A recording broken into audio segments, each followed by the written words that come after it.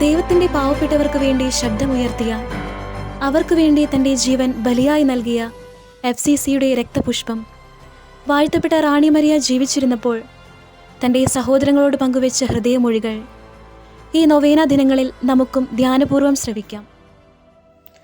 ബുദ്ധിമുട്ടുകളും പ്രശ്നങ്ങളും ഒക്കെ ജീവിതത്തിന്റെ ഭാഗമാണ്.